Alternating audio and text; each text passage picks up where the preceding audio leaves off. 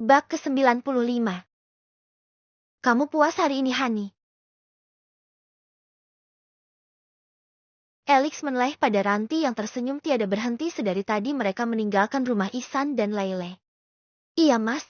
Terima kasih untuk semuanya. Sama-sama. Aku ikut senang melihat kau bahagia seperti sekarang ini. Satu tangan Alex membelai lembut rambut ikal sang istri yang diikat tinggi. Kuharap keluarga Mbak Layle bisa sukses dengan uang modal pemberian Mas. Semoga saja, karena yang kulihat Ihsan orang pekerja keras dan pantang menyerah. Hanya saja karena memang tak ada modal jadinya dia kebingungan mau buka usaha apa. Tadi aku juga sempat bilang padanya untuk membuka kafe sekaligus rumah makan di sekitar tempat mereka. Karena ku perhatikan tak ada tempat seperti itu di sekitarnya. Tinggal dia cari lahan kosong untuk dibeli dan dibuat bangunan sederhana dulu. Karena aku tak menyarankan dia menyewa tempat karena sudah pasti hasilnya akan dipakai lagi untuk membayar sewa yang sudah pasti mahal. 3 miliar yang kuberikan kurasa hanya terpakai 1,5 miliar untuk membeli lahan dan pembuatan kafe beserta isinya. Sisanya terserah mau mereka apakan. Lanti mendengar semua yang Alex katakan dengan tersenyum. Suaminya memang masih muda, tapi Alex pintar berbisnis. Jika dalam mode seperti itu orang akan terkecoh dengannya, tak menyangka jika Alex itu sangat kejam jika berhadapan dengan musuhnya. Lanti sekeluarga sudah tak heran lagi dengan siapa Alex sebenarnya karena mereka semua telah melihat bagaimana pria berkuncir itu membunuh juragan Safar beserta antek-anteknya yang terkenal sangar dan kejam. Namun di tangan Alex mereka tak ada apa-apanya dan mati secara sia-sia. Apa kita akan langsung pulang, Mas? Kamu mau pergi kemana lagi? Akan kuantar. Boleh tidak kita ke rumah Mas Akbar dan Kak Aisyah? Tentu saja boleh. Aku telepon dulu ya mereka. Takutnya tak ada di rumahnya. Iya, Mas. Alex selalu menelpon Akbar sebentar. Bagaimana, Mas? Ada di rumah kan? Tanya Ranti saat Alex menyudahi panggilan teleponnya. Hanya ada Paman Hasan di sana, sayang. Mereka berdua dan kedua anaknya sedang ke toko Kak Akbar. Tapi jika kamu mau ke sana aku akan membawamu. Jauh tidak? Tidak. Kan kita pakai mobil Hani. Kalau jalan kaki itu baru jauh. Canda Alex. Semenjak menjadi suami dari wanita cantik itu dia tak sedingin dulu. Namun jika di hadapan anak buahnya Alex tetap sangat menakutkan bagi mereka semua. Boleh juga jalan kaki, Mas? Hitung-hitung kita olahraga kan? Seloroh Ranti menimpali candaan suaminya. Jalan kaki sekitar 2 jam, apa kamu sanggup? Kenapa tidak jika aku jalan kaki bersama dengan Mas? Kalau capek kan ada yang gendong. Kamu ini bisa saja. Tak jalan kaki jauh pun aku selalu mau menggedongmu. Alex memecet sayang hidung Ranti dengan pelan. Ya sudah kita ke sana sekarang, Mas. Mobil Lexus itu pun mengarah ke arah toko grosir Akbar yang jaraknya lumayan jauh dari tempat mereka berada sekarang. Di lampu merah Ranti menoleh pada Alex. Mas. Apa? Aku boleh tidak ngasih mereka uang? Kata wanita itu sambil menunjuk beberapa pria dengan dandanan anak punk sedang mengamen dari mobil satu ke mobil yang lainnya dan juga mendatangi pemotor yang berhenti di sana. Namun Ranti bisa melihat hanya ada beberapa saja yang memberikan mereka uang 2 ribuan ke dalam topi yang disodorkan. Kenapa tidak? Aku tidak akan melarang kalau kau ingin berbagi. Ranti membuka kacanya dan melambaikan tangan pada para pengamen itu dan dengan cepat mereka berlari ke arah Ranti. Iya, Kak. Ujar salah satunya. Nyanyi lagu spesial untuk istriku. Celetuk Alex. Siap, Kak. Suara denting gitar dan nyanyian merdu terdengar di telinga Ranti dan Alex. 1 menit berlalu Ranti pun mengambil beberapa lembar uang 100 ribu dan memberikan pada mereka masing-masing. Terima kasih, Kak. Semoga pernikahannya sakinah mawadah warahmah dan dikaruniai anak yang soleh dan soleha. Amin. Bima.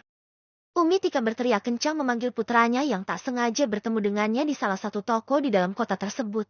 Melihat ibunya yang berteriak bukannya mendekat, justru Bima malah pergi dan menjauh sehingga Umi Tima mengejar putra sulungnya itu hingga keluar bangunan. Bima, tunggu. Ibu mau ngomong. Tak putus asa Umi Tika Teris mengejar Bima yang akan naik ke sepeda motornya hingga akhirnya wanita berpakaian share ke satu itu bisa menangkap pergelangan tangan dari Bima. Kamu kenapa mau menghindari ibu, hah? Ujar Umi Tika dengan ngos-ngosan. Aku harus pergi, Bu. Kata Bima, tapi ibunya tak mau melepasnya. Tidak, kamu harus kembali di rumah. Apa kau tahu ibu sekarang tinggal seorang diri, ha? Bima menatap ibunya. Cakia kemana? Dia pergi sudah sangat lama dengan membawa kabur semua perhiasan ibu. Lalu bagaimana dengan sekolahnya? Dia berhenti. Dan saat ibu ke sekolahnya untuk bertanya apa dia pernah datang, ternyata adikmu itu tak pernah lagi masuk sekolah. Astaga! Bodoh sekali dia. Ibu mohon kamu kembali ke rumah kita, nak. Apa kau tega membiarkan ibu sendirian? Bima yang masih duduk di sadel motornya terdiam. Aku tak bisa, Bu. Kenapa? Itu adalah rumahmu juga. Aku tak mau nanti jika rujuk dengan Ranti ibu kembali memperlakukan istriku dengan tidak baik sana seperti dulu. Kurang ajar, rupanya Ranti masih saja tak bisa dia lupakan. Pelet apa yang digunakan wanita kampungan itu sehingga putraku masih saja terus mencintainya sampai saat ini. Aku harus bersandiwara agar Bima mau kembali dan dia bisa memberiku lagi uang. Tidak, nak, ibu sudah merestuimu. Akan kubantu mencarinya agar kalian bisa bersama lagi. Ibu akan minta maaf padanya dan juga ikut memohon agar dia mau kembali bersamamu. Dusta Umi Tika, padahal itu hanya akal-akalannya agar Bima bisa pulang dan dia tak perlu lagi pusing memikirkan biaya hidup yang sekarang tak menentu. Ibu serius? Tentu saja, ibu tak mau lagi kehilangan kamu, nak. Jadi sekarang kamu ikut ibu pulang ya? Bima terdiam sejenak, setelah itu akhirnya mengangguk karena selama ini hidupnya juga hampa dan sepi semenjak tinggal di kontrakan sekian waktu lamanya. Setiap malamnya dia selalu menangisi mantan istrinya dan berharap wanita itu datang. Dan untuk menyambung hidup Bima menjadi buruh bangunan di salah satu bangunan besar karena tak ada lagi lowongan kerja perkantoran untuknya semenjak dirinya masuk dalam daftar hitam. Meski gajinya tak seberapa dibanding dengan penghasilannya saat jadi manajer, setidaknya pria itu tak kelaparan. Ayo naik, Bu. Aku antar ibu pulang, setelah itu aku akan mengambil semua barangku yang ada di kontrakanku selama ini. Tapi kamu tidak bohong kan? Tidak, Bu. Dengan berboncengan mereka pun berada di tengah jalan raya. Namun tepat di sebuah lampu merah mata Bima menatap pada sosok wanita yang sedang memberikan uang pada beberapa pengamen yang ada di sana. Tangannya terkepal kuat saat wanita cantik itu dicium dahinya oleh seorang pria tampan dengan rambut dikuncir. Bajingan. Berani sekali dia mencium istriku. Melihat mobil mewah itu bergerak, Bima pun mengikuti dengan api kemarahan yang membara. Rumah kita bukan ke arah sana, Bim. Kita mau kemana ini? Mengejar kembali cintaku, Bu. Maksud kamu apa, ha? Bab ke-96. Dengan kecepatan yang sangat kencang, Bima mengikuti mobil yang tadi dia lihat di lampu merah. Siapa lagi yang dia maksud jika bukan Ranti? Rupanya pria itu melihat mantan istrinya bersama dengan Alex di dalam mobil saat wanita cantik itu berbagi dengan para pengamen jalanan yang ada di lampu merah. Jangan kencang-kencang, Bima. Teriak Umi Tika di belakangnya. Namun putra sulungnya itu tak menghiraukan dan tetap saja melajukan motornya menyalip beberapa kendaraan mobil maupun motor yang dirasa menghalanginya untuk mencapai mobil mewah berwarna hitam metalik itu. Bima, ibu belum mau mati. Berhenti dan turunkan ibu di sini saja. Bukannya berhenti, yang ada memaki menggas sepeda motornya hingga pada akhirnya tiba-tiba dia harus merem mendadak saat sebuah mobil truk bermuatan batu berhenti tepat di hadapannya. Tak ayal kepala ibunya terantuk dengan sangat keras ke pundaknya karena dia yang berhenti begitu mendadak, dan andaikan saja Bima tak melakukan itu maka sudah pasti truk itu akan dia tabrak dengan sangat keras. Sial. Astaga, mobil itu hilang. Katanya menggerutu dengan kecewa saat mobil Lexus milik Alex tak lagi terlihat di matanya. Kamu mau kita mati ya? Teriak ibunya lalu buru-buru turun dari sadel motor dan mengusap dahinya berkali-kali karena agak terasa sakit akibat rantuk keras pada pundak Bima. Kejar siapa sih sampai segitunya? Lihat kan, bukannya terkejar justru kita yang hampir mati karena ulahmu. Bima melepas helmnya dan menggosok rambutnya kesal padahal tak gatal. Buru-buru dia juga turun dari motor, niatnya ingin memarahi supir truk, tapi dia kembali harus gigit jari karena kendaraan besar itu keburu pergi dengan meninggalkan asap yang banyak. Brengsek! Berhenti kau! Woi! Teriak Bima, tapi tentu tak terdengar akibat ada banyak kendaraan yang lain lalu lalang dan bersuara nyaring. Bima! Apa sih, Bu? Kamu mau ngejar siap sih sehingga hampir saja kita celaka? Ranti! Hah? Apa kamu lihat dia? Ya, Tadi di mobil mewah berwarna hitam harga miliaran itu. Mulut Umi Tika seketika mangap, tak percaya dengan ucapan Bima. Kamu mimpi? Atau lagi-lagi ngigau? Mana mungkin wanita kampungan anorak itu bisa naik mobil mewah seperti tadi? Apa karena cintamu yang keterlaluan itu sudah membuatmu gila dan salah lihat? Mana mungkin aku salah lihat, Bu?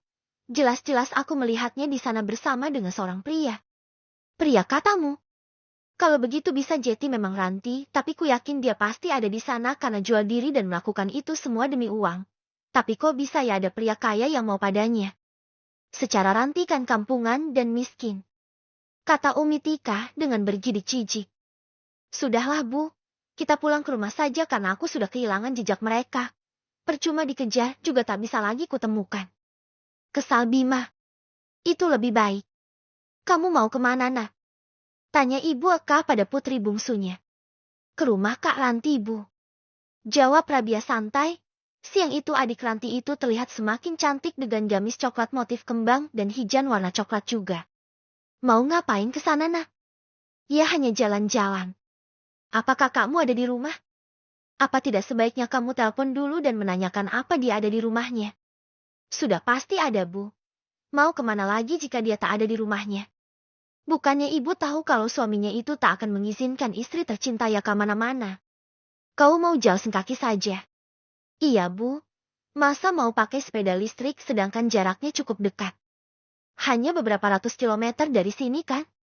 Aku sudah biasa berjalan jauh Jetia biasa saja. Bukan begitu maksud Ibu Bia. Kita kan masih baru di tempat ini. Meski ini adalah kompleks tetap saja kita adalah orang baru di kawasan ini. Jangan khawatir, Bu. Anak buah Kak Elix kan di mana-mana. Jadi aku akan aman ke sana dengan berjalan kaki. Ya sudah, kamu hati-hati saja. Ibu akan ke halaman belakang untuk membantu bapakmu berkebun. Ingat jangan ganggu kakakmu ya. Jika melihat Nak Elix sudah pulang dari kerjaannya, sebaiknya kau juga lekas kembali kemari. Siap, Bu. Kalau begitu biar pergi dulu. Rabia melangkah riang keluar dari rumah dan berjalan sambil bernyanyi kecil membuka pintu pagar putih di mana di depannya sudah pasti ada anak buah Elix yang berjaga. Meski tak sebanyak di rumahnya, tapi Elix juga menyuruh 3 anak buahnya berjaga di sekitar tempat tinggal mertuanya. Melihat adik dari nyonya mereka keluar. 3 pria berbaju hitam segera menunduk hormat. Rabia tersenyum sopan pada ketiganya. Apa perlu diantar Nona?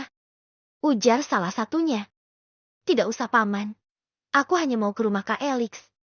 Ketiganya mengangguk tapi tetap mengikuti gadis itu dengan tatapan hingga tak terlihat lagi. Akhirnya setelah beberapa hari aku bisa lagi kembali kemari. Rabia sudah melihat pagar rumah kakaknya dan hatinya berdesir lembut. Dadanya berdebar-debar saat melihat satu sosok yang sejak awal melihatnya dia terpesona. Para anak buah Elix tentu sudah kenal dengan Rabia dan segera membuka pintu gerbang untuk remaja cantik yang hampir mirip dengan kakaknya. Maaf Nona, Tuan Elix dan Nyonya Ranti sedang tak berada di rumah. Sedari pagi tadi perginya dan belum kembali sedari sekarang. Pria yang dia kagumi datang mendekat saat dia telah berada di teras rumah mewah tersebut dan mengatakan hal itu dengan suara berat. Sesaat Rabia terpesona padanya. Pandangan pertama awal datang sudah dirasakan gadis remaja itu pada sosok yang tak lain adalah anak buah Elix. Oh begitu ya? Katanya dengan agak salah tingkah. Apa Nona tetap ingin masuk ke dalam meski Nyonya dan Tuan tidak ada? Tidak usah. Aku akan pulang saja.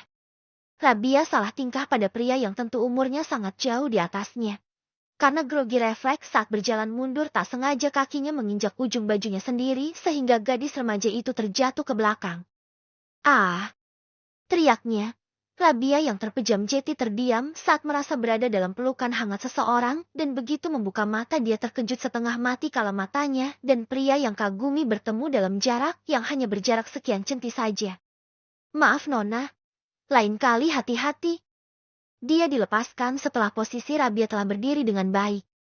Ya Allah, dadaku rasanya mau pecah.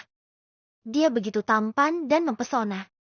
Rabia kemudian menundukkan pandangannya saat pria dewasa itu balas menatapnya.